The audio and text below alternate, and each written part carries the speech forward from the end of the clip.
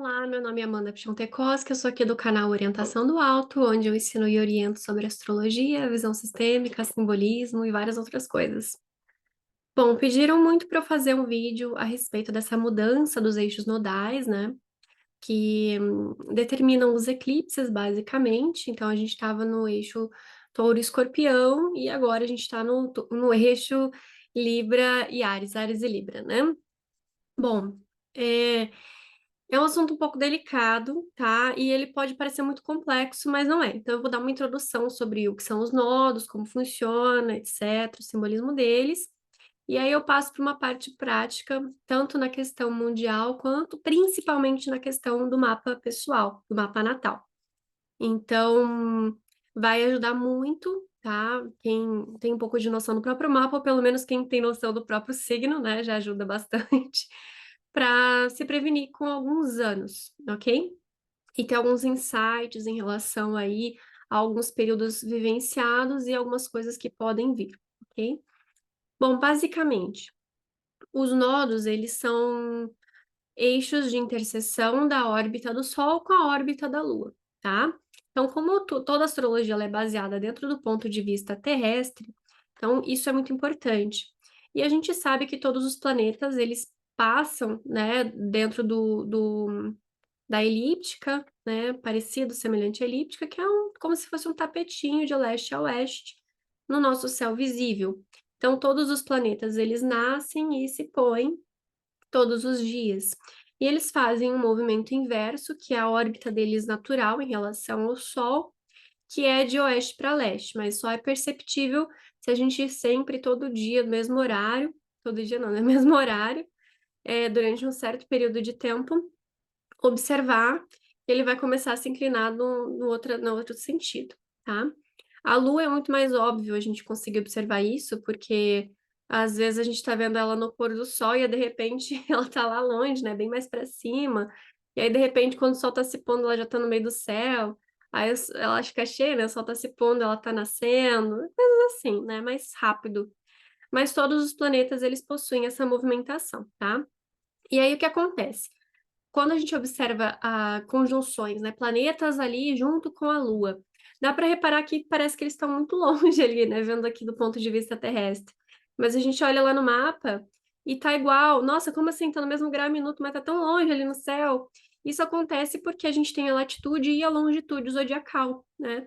Então eles estão na mesma direção, no mesmo grau do zodíaco, mas eles estão um pouquinho longe um do outro. Então, lembra que eu falei que é como se fosse um tapetinho? Então, tá mais para a direita do tapetinho, tá mais para a esquerda do tapetinho. Então, ele tem uma certa órbita, se não me engano, são 17 ou 23 graus, agora eu não lembro, mas é, é naquela região, né? É um tapetinho, então tá mais para um lado do tapetinho, outro para o lado do tapetinho, tá? E aí, o que que acontece? A gente vai ter a órbita do Sol e a órbita da Lua, né? Então, a órbita do Sol, na verdade, em relação ao nosso ponto de vista, é a órbita da Lua também em relação ao nosso ponto de vista. E por isso que a gente sempre tem lua nova e lua cheia, e a gente só tem eclipses 4 vezes por ano, né? E não é todo mês que a gente tem eclipse, né? Imagina 2 eclipses por mês, misericórdia, ninguém aguentaria. Imagina o caos que ia ser, né? Então, são 4 vezes por ano. E aí, o que que acontece? É quando essa órbita desse tapetinho está realmente alinhada. Então, é quando eles estão realmente alinhados nesse tapetinho. Está no mesmo grau, mesmo minuto, mesmo segundo, mesma linha, mesma latitude, mesma longitude, tá? E aí, essas órbitas, né, essa interseção desses eixos dessas órbitas, eles têm um caminho que eles percorrem pelo zodíaco também. Eles são, os nodos, então, eles não são corpos físicos, eles são cálculos baseados nesses eixos, tá? Então, a gente vai ter uma órbita do Sol, uma órbita da Lua e os eixos de interseção entre elas, tá? E aí, o que que acontece? Eles têm um movimento retrógrado, porque como o Sol e a Lua sempre têm um movimento direto, então o eixo de interseção deles é retrógrado. Sempre retrógrado, tá? Às vezes estaciona, mas é sempre retrógrado, nunca é direto. Dizem, né, as boas línguas que alguns astrólogos, né, dizem que, na verdade, os nodos lunares são os únicos que caminham corretamente e todos os outros é que caminham ao contrário. Então, isso é muito profundo para a gente começar a entender a astrologia kármica, tá? Que é uma astrologia que se baseia em algo que pode ser predestinado, que é a missão de alma. É o que conecta a alma, né, aqui à matéria. É o que seria um motivo forte para a pessoa ter encarnado, para a pessoa estar aqui viva, o que ela precisa desenvolver, o que ela precisa fazer, quais são as tendências dela, o que que a alma se inclina a fazer e o que que a alma precisa fazer. Então, é um assunto muito forte, né, a questão dos nodos, e um mistério muito grande, porque exige uma sensibilidade muito grande para a gente estar falando dos nodos. E eu gosto muito, eu sempre utilizo os nodos nas leituras de mapa. Para mim, é o que amarra todo o mapa, é o que faz sentido em todo o mapa.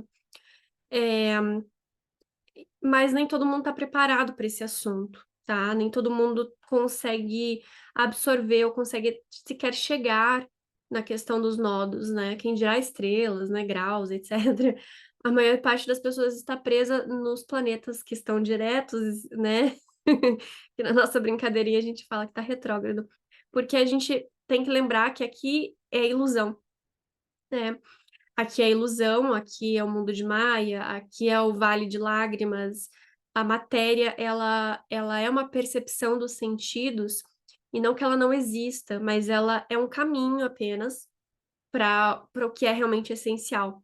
E os luminares são aqueles que doam a vida. Eles são as figuras mais próximas de Deus que a gente tem aqui manifesto. E quando a gente mistura o Sol e a Lua, né, que é um elemento paternal, um elemento maternal, mas que tem essa conotação de manutenção da vida, porque são eles que trazem a manutenção da vida. Então, se a gente pensar que a órbita de interseção dos dois aqui fica retrógrada e levar em consideração isso no nosso mapa, a gente vai ver o caminho verdadeiro da vida, digamos assim, né? O que a nossa alma clama. E enfim. É claro que, em parte, a gente pode ver algumas conotações disso a nível mundial também. Então, assuntos, temas que a humanidade, de uma forma coletiva, pode estar tendo insights, percepções, né? Aprendendo ou desaprendendo algumas coisas, né? Revisando alguns assuntos. A gente passou por um período muito forte nessa questão de touro e escorpião, né? Com o nó do norte, que a gente vai falar norte, o norte da bússola é sempre, as bússolas sempre apontam para o norte, né? Sempre tem uma relação de algo para onde a gente vai, para onde a gente tem que ir, é o caminho para se desenvolver, enquanto que o sul é o passado, é de onde a gente veio, o que a gente já acumulou. Tanto que tem a alusão também de cabeça do dragão e cauda do dragão. Então, a cabeça para cima, né? Algo que é mais humano, algo que é mais pensante, algo que é para onde a gente vai. O bebê nasce pela cabeça, né? Deveria nascer pelo menos pela cabeça sempre. E a cauda é uma parte mais animalesca, é uma bagagem, é uma finalização. Então, quando a gente fala do nó do norte em touro, houve uma mudança, de certa forma, um questionamento em alguns assuntos relacionados a Vênus de touro, uma Vênus yin. Então, uma forma de organizar e captar e entender os recursos, né? Algumas mudanças no cenário financeiro global, mundial, né? A mudança dessa questão do dólar, né? Que foi muito forte. Até no próprio Brasil teve essa questão de agora, né? 45 do segundo tempo. Inclusive, vou acrescentar isso no que eu ia falar também sobre o prazo de acontecimento dos eventos, né? Que teve um tratado, um assinado, né, uma reforma tributária daqui do Brasil, né? Mas o que que acontece, né? Já aproveitando o gancho, a gente vai ter um período de adaptação das mudanças, então elas geralmente vão ser mais concretizadas e vão ser mais percebidas no ano seguinte, tá? Isso é muito comum acontecer. Às vezes algumas coisas acontecem assim que os eixos mudam, né? Os nodos mudam o eixo deles, eixo porque são sempre dois signos opostos, ok? mas algumas outras coisas a gente consegue perceber um ano depois. Eles têm uma movimentação de cerca de um ano e meio, tá? Para mudar em cada eixo. Então, é um ano e meio de eclipses naquele eixo. Um ano e meio, mais ou menos. Um ano e meio, né? Só que aí às vezes acontece de parecer dois, né? Uma coisa assim. E eles voltam, então, consequentemente, depois de um ano mais 12 anos mais 6 anos. Então, são 18 anos. O retorno dos nodos, né? Assim como a gente tem o retorno solar, que é todo ano, né? O retorno de Saturno, que é a cada 27, 28 anos. Então, o retorno dos nodos é a cada 18 anos. Então, quando você fez 18 anos, você teve seu primeiro retorno de nodos, que são mudanças na questão da percepção, da maturidade, maioridade, onde você consegue ter as rédeas do seu destino e trazer alguma mudança na forma como você conduz a sua vida, ou como sua vida é conduzida. Alguns insights, algumas percepções, algumas pioras, algumas formas de extravasar, algumas coisas assim acontecem. E um outro período muito forte é quando a gente tem é, o nó do norte no eixo do nosso Sol. Então, agora, quem tem Sol em Áries provavelmente vai passar por algumas mudanças muito fortes da mesma época de 2005, mais ou menos, tá? 2004, 2005, mais ou menos por aí, para mais e para menos, né? Entre 2004 e 2006, que foi um outro período que a gente teve o Nó do Norte em Áries também. Antes disso, foi em 87, 2005, e depois a gente vai ter em 2042. Então, 87, 2005, 2023, 2042, nó do norte no signo de Áries. Então, para quem tem Sol em Áries, são mudanças muito fortes. O ascendente em Áries também pode sentir, alguns outros aspectos, alguns outros pontos. Então, tente relembrar na sua vida, quem for um pouquinho mais velho, né?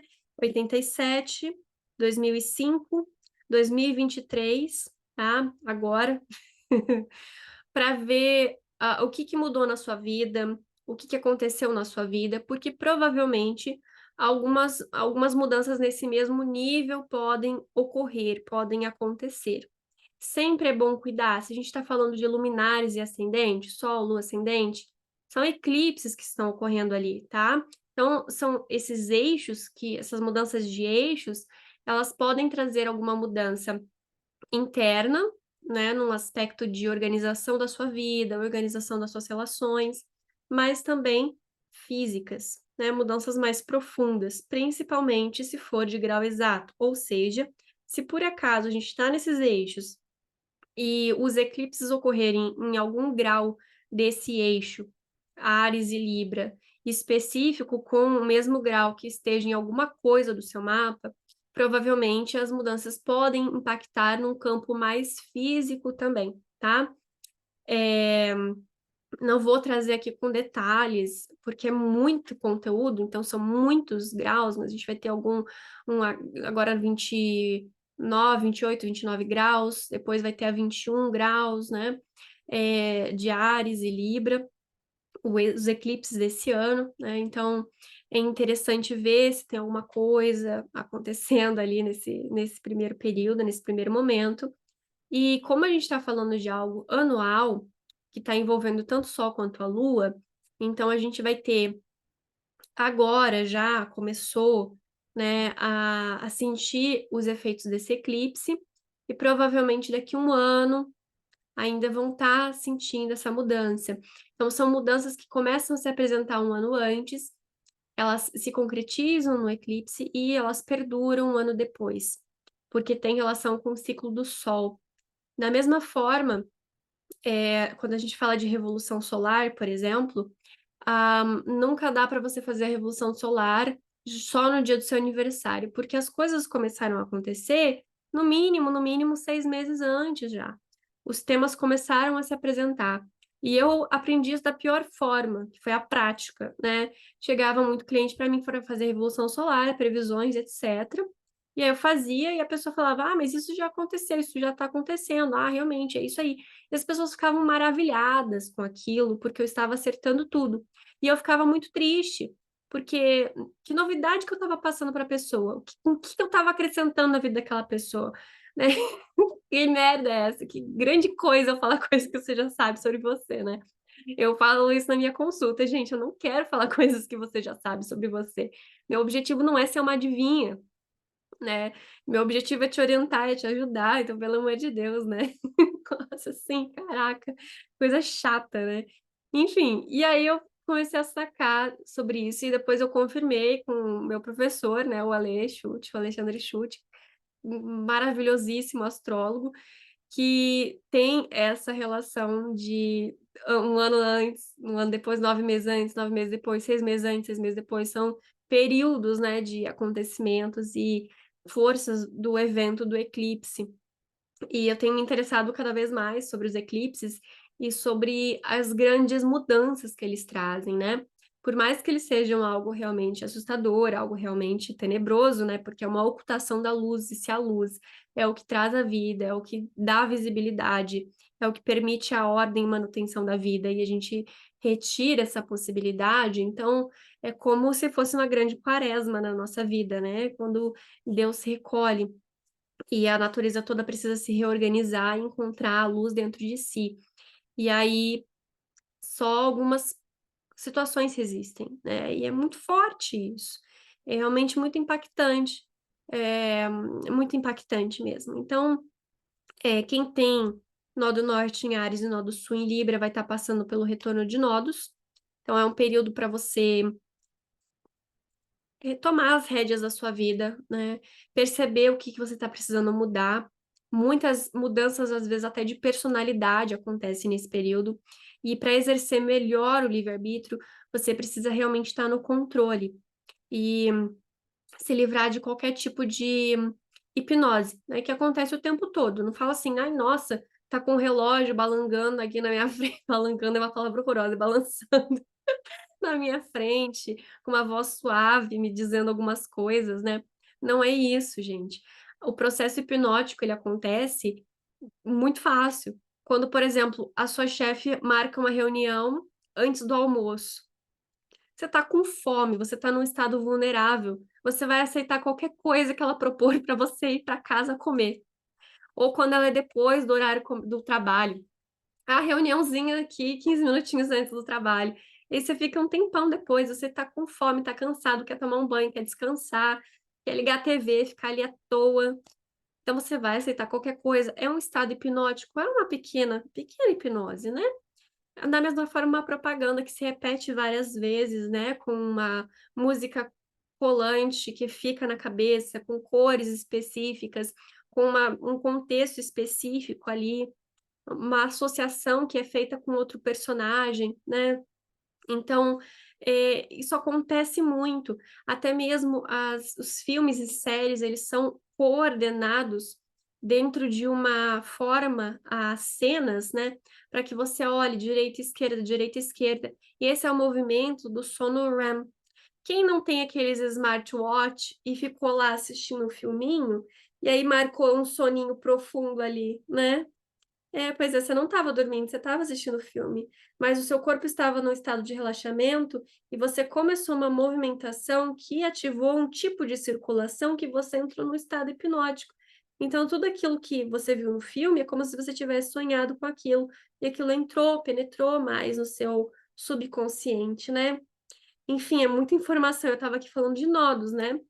Mas eu tô explicando isso, porque eu acho um assunto muito relevante para quando a gente fala sobre livre-arbítrio. Então, quando a gente fala sobre livre-arbítrio, a gente precisa estar mais atento a esses pequenos detalhes do que parece que, putz, por que que eu fazia aquilo quando eu era nova? Parece que eu estava tão imersa naquilo que parecia tão certo para mim, e hoje eu vejo que não era. Eu passei por muitas situações que eu vejo como se fosse uma outra pessoa. E hoje sim, eu me retomei, me religuei com a Amanda pequenininha, que tinha aquelas motivações, aqueles mesmos sonhos e me sinto mais eu. Por mais que meu cérebro não tivesse formado naquela época, mas em essência sim. E durante muito tempo, por mais que algumas coisas até combinassem, de certa forma, com um impulso, né? Mas ainda assim, por que que eu vou escolher uma coisa que faz tão mal para mim? Por que que eu vou fazer certas coisas que fazem tão mal para mim? O que que tá faltando dentro de mim que me fez achar que aquilo ia suprir? Por que que mesmo alguém falando, eu não escutei?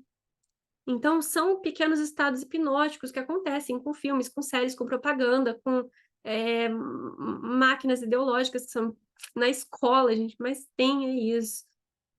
Muito, muito isso. O sistema de ensino hoje é nada mais do que isso, né?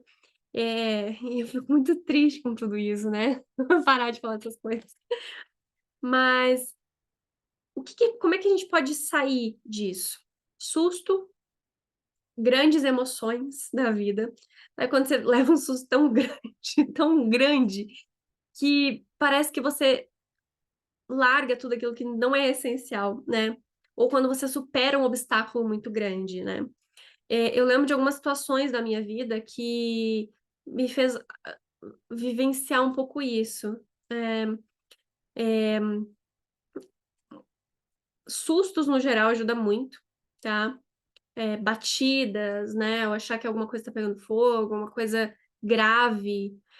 Você tem jorra tanta adrenalina no seu corpo que ele ativa um modo de sobrevivência e você volta para o teu estado. Tem alguns filmes e séries que mostram isso, e algumas situações da pessoa tava realmente hipnotizada e pelo susto ela sai do estado de hipnose. Mas tem que ser um susto muito grande, muito grande. E algumas vivências, algumas experiências também, tá? É, Eu subi o Pico Paraná, né? Não cheguei até um topo. Faltou acho que 15, 30 minutos, não lembro agora. Tava já no segundo acampamento e subi até um tanto de madrugada, tava escuro ainda, que o objetivo era ver o pôr do sol. Tava exausta. E tava de TPM ainda, eu fiquei me cagando de medo, porque no final fica, obviamente, muito mais estreito, né? E tinha subido carrasqueira, tava sem calça já, porque minha calça tinha, arrumei uma outra leg emprestada, coisa, gente, povo doido, pobre fazendo as coisas, né? Tinha nada, só acampar lá ainda. Aí eu não dei conta, eu falei assim, gente, eu não vou conseguir, eu falei, eu não vou sobreviver, passar nisso aqui, né? Era realmente um trecho muito estreito que você tinha que passar. Já tinha passado de um outro, mas eu passei, tava escuro, não tinha visto nada, tava ótimo, né? Mas o sol já tava nascendo e era só uma pedra, assim, você tinha que passar ali. Falei, gente, não vou dar conta. Mas quando eu voltei, quando eu desci, não é mais a mesma pessoa, né? Não é mais a mesma pessoa. Porque foi realmente, eu vi que a vida dependia de mim. A minha vida dependia de mim. E se eu desse uma vacilada ali, eu não voltava viva, porque era um precipício. Então, foi um outro grande choque. Mas eu vejo que o que mais deu diferença na minha vida foi a religião, tá? Não tô aqui para converter ninguém, mas é realmente uma limpeza espiritual que é feita quando você tá numa egrégora de proteção, por mais que a igreja tenha vários problemas, tenha várias situações, tenha muita coisa errada, que o próprio Jesus previu, vários santos previram que isso aconteceria, mas ainda assim ela é sagrada, ainda assim tem uma força muito grande.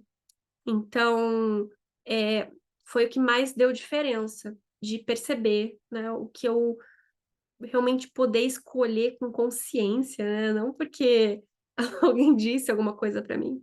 Então, é uma coisa muito forte, né? E então a gente só tem livre-arbítrio no bem.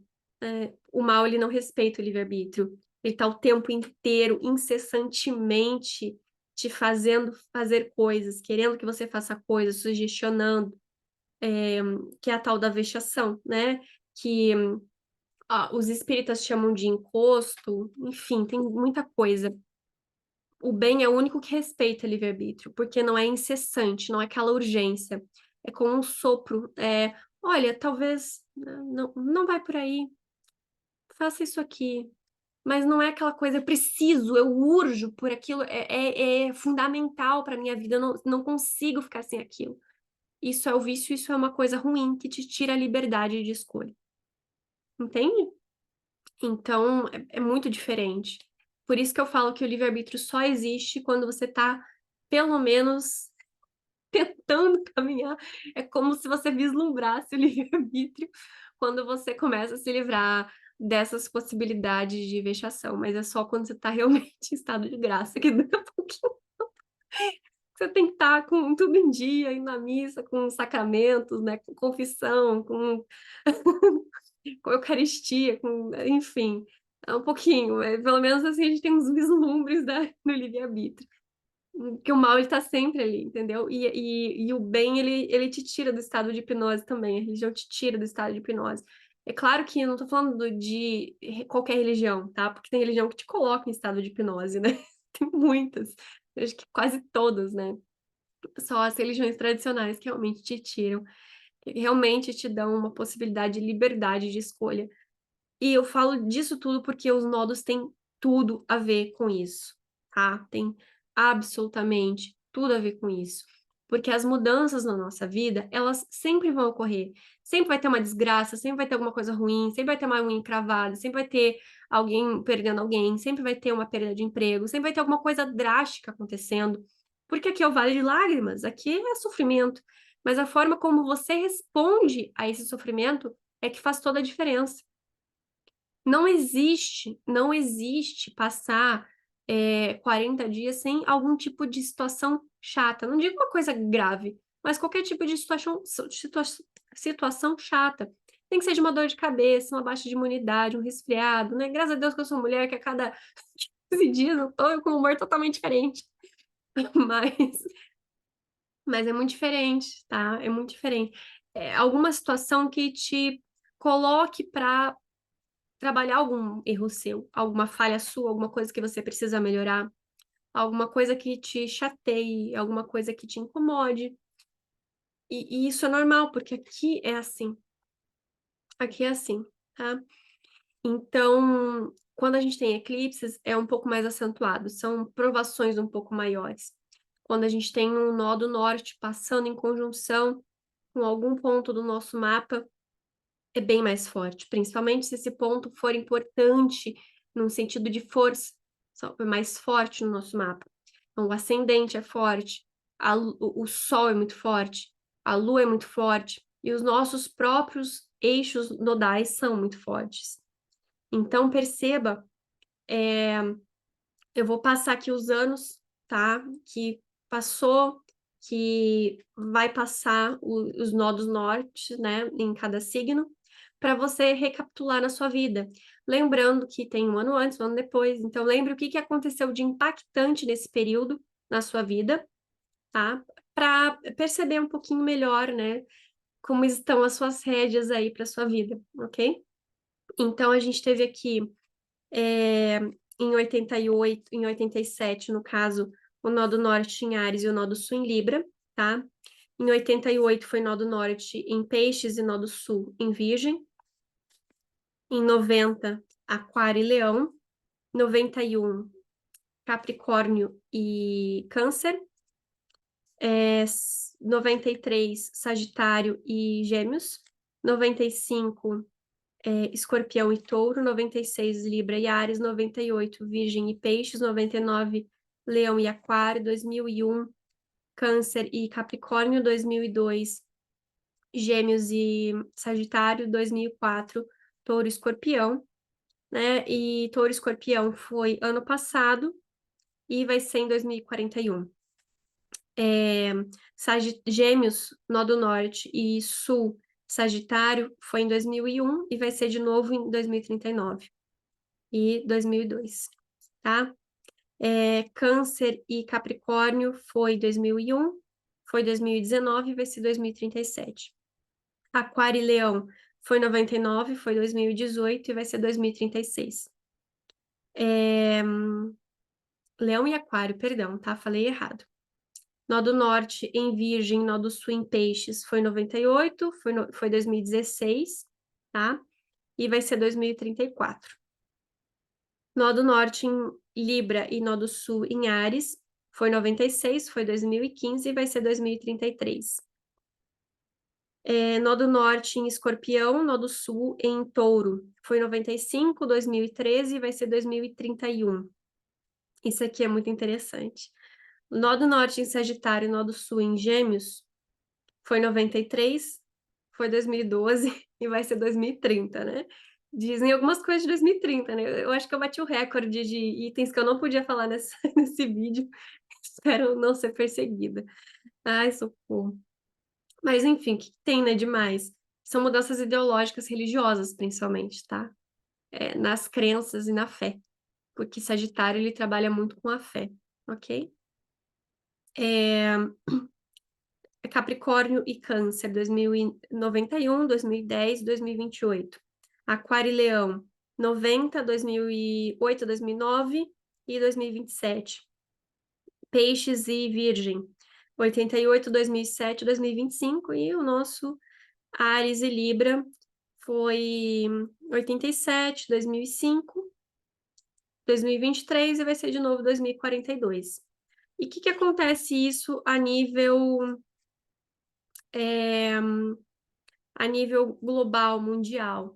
Tem alguma coisa a ver aí com as questões de Marte e Vênus. Então, uma questão da visibilidade da individualidade do indivíduo e de como ele se relaciona. Mas isso é meio vago para mim, né? Tem que ver muito a questão do mapa de países, porque os países, de acordo com aquela configuração que aqueles nodos vão pegar, aqueles eclipses, que vão ter alguma modificação, alguma situação, né? Então, eu não conheço mapa de tantos países assim para ter uma análise política. Eu não sou analista política, não entendo de política, análise mundial, global, não sei o que lá, não sei o que lá, né? O que eu converso, né, na minha vida privada e tudo, até fiz uma pseudoanálise aí do conflito da Ucrânia com a Rússia, mas foi só no ponto de vista astrológico, né? Não sou analista política, então para mim vai ficar muito raso tentar passar um conteúdo para vocês sobre isso. Me contento aqui no nível um pouquinho mais pessoal, tá? No mapa do Brasil pegou muito mais nos eixos fixos, né? Lembrando que também pode fazer quadratura, então quadraturas também são sentidas, né? Então, se você tem mais fixos, mais cardinais, e aí os eixos estão em signos fixos cardinais, vão fazer quadraturas, pode trazer algum impacto de alguma mudança. É óbvio que, como eu falei, o nó do norte é o mais forte, mas às vezes um eclipse ali de lua nova, de lua cheia, pode pegar no sul, pode pegar no norte, então é um pouquinho diferente ali, né? Que eclipse de nó do norte é eclipse solar, então é mais forte, né? E mais impactante, mais físico, muitas vezes, né? Hum, e então pode pegar quadraturas. Então, no caso esses próximos, que vai ser Áries e Libra, Câncer e Capricórnio também, ok? Câncer e Capricórnio também. A gente teve até agora uma lua nova em Câncer, né? Já pegou 90 graus, já pegou quadratura. Provavelmente quem vai ter esses eclipses aí no mapa já está sentindo os assuntos de uma forma muito forte. Algumas oportunidades, algumas mudanças, algumas coisas acontecendo. E tá aí a nossa oportunidade de retomar as rédeas da nossa vida, o nosso livre-arbítrio, a nossa liberdade, sempre procurando cultivar, né, uma ordem, uma clareza sobre as coisas, evitar tomar decisões com fome, com sono,